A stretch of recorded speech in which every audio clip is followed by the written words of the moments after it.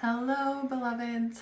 I want to talk to you today about how we can take some steps to self-sabotage proof our businesses.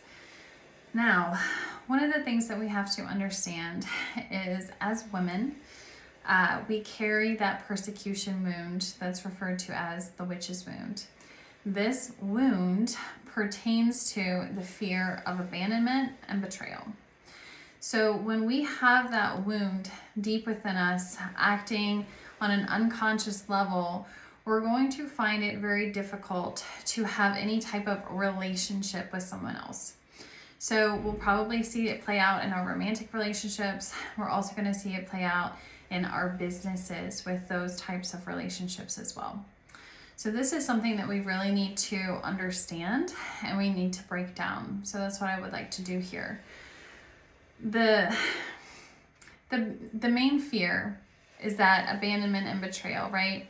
So often we'll step into energies where if we're afraid of abandonment, then we just don't put ourselves out there, right? It's like, well, no one can abandon me if I don't have someone there, right? That's a pretty sufficient way and efficient way to make sure that one's taken care of.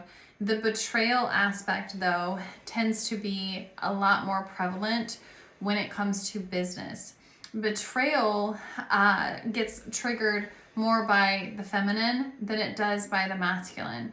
The masculine tends to trigger that abandonment fear, typically because they have their own warrior's wound energy, which is their overall fear of inadequacy and failure. So they will drop off or they emotionally withdraw, which is that emotional abandonment, right? And so it can be triggering to the feminine. But when it comes to business, it's usually that betrayal wound.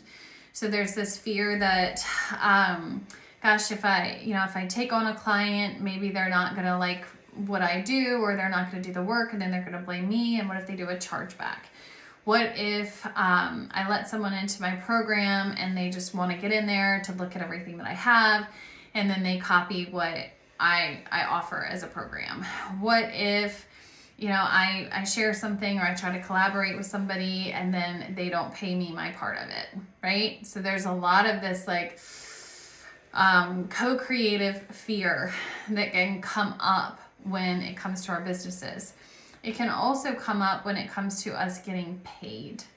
So there's subcategories in the witch's wound. There's like the healer's wound, the sister wound.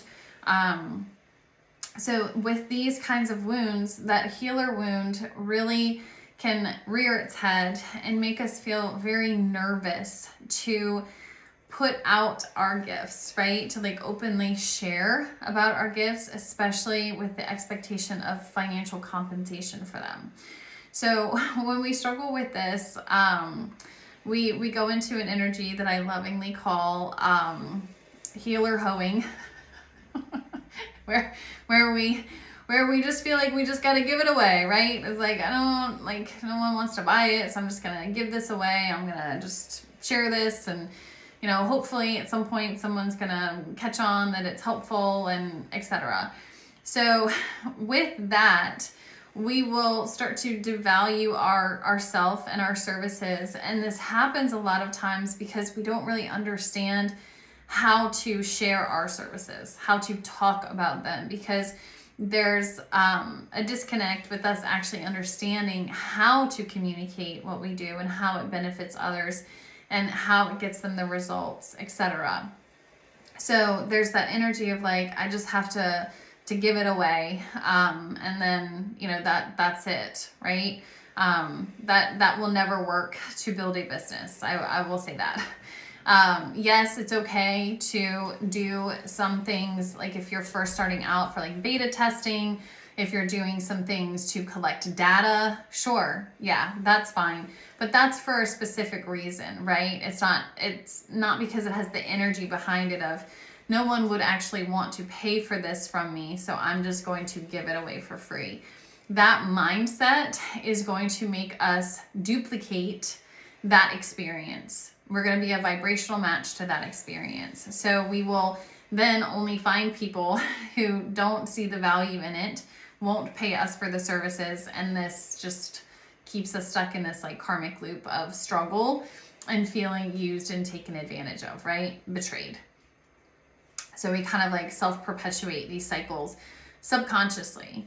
So what do we do? How do we heal this? How do we move through this and stop doing this? The first step is to do the work to heal the witch's wound. That's really, we can't really get around that. I see it so much depending on the archetype that someone has, the witch's wound archetype. Those are something that I developed. It's spooky. I hear it all the time. We're like, I had some trouble answering the questions because it doesn't really relate to how I am now. But yeah, I related when I got the result, right? So understanding our archetype is really kind of like the first step, because it's going to help us become conscious of how we're kind of perpetuating some of these cycles that we weren't aware of. For example, I'll talk about the possum archetype. So possums can get stuck in this kind of rigmarole where they get that perfectionism thing going on. So they get the overanalysis paralysis. It has to be perfect. I can't put it out there till it is. They get very overwhelmed and tend to shut down and don't move forward with sharing, with creating. It kind of just, and then it's in the back of their mind, I should be doing this, but then it's like, I'm overwhelmed doing this. And then they go into that shame spiral, and then it just becomes this whole like negative thing, and it doesn't get really off the ground. For those that have a sheep archetype, they're going to have a really hard time showing up authentically. And especially if someone comes at them with questions or questioning their authority, questioning their expertise, the sheep are going to have a really hard time explaining things. They're also going to have a really difficult time like standing up for themselves, like abiding by contracts, like holding people to contracts, holding people to like, no, it is this much, right? They're going to have a really hard time setting those boundaries because they don't feel safe to speak. They don't feel safe sharing because they fear at some level by doing so, it's going to get them persecuted. It's going to get them in trouble. What else? Who else do we want to talk about? The snake archetype. The snakes can be kind of aggressive. And it comes off, unfortunately, as kind of abrasive, more masculine energy. There's an aspect of control that falls into that with the snake archetype, where needing to have kind of control over all aspects, it can make it very difficult to tap into intuitive guidance and to be in flow, because we want it now. We want the structure. We want it. Tell me now, let's do this. How do I make the money? Right? And that, unfortunately, when we're trying to have a feminine business, that doesn't work very well.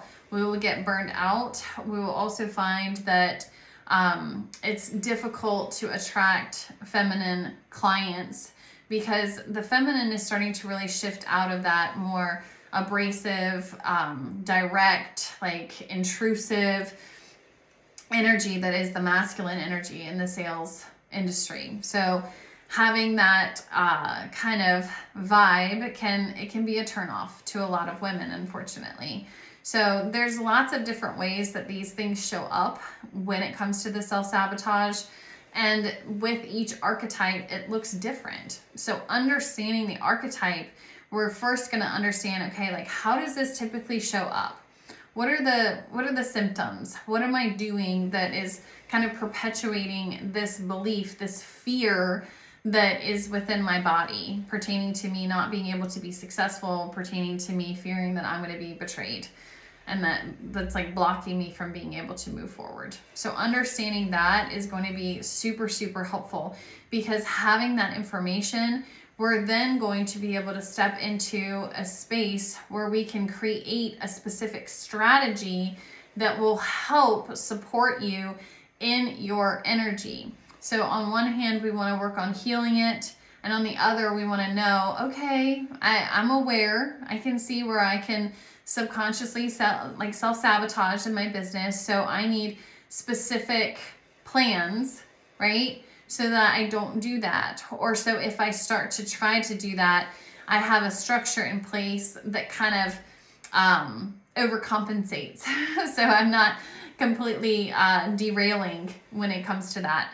I mean, how often have we been in a situation where we've done really well in our business, it's been going really well, but then something happens in our personal life, and then all of a sudden, it's like our business just starts like plummeting, right? And that's because we did not set up structures that would stay in place, that would be able to help kind of compensate for when those other things happen, when we get triggered by outside forces, and then it's like, ooh, everything else is going to start to exhibit these symptoms. All right, so learning the archetype and then being able to develop a specific plan for the business to go along with that archetype. Those are the two things that are going to help you to be able to begin the process of self-sabotage proofing your business. If you want to learn your archetype, just comment quiz and I will get you the link to take the archetype quiz, and then we can go from there.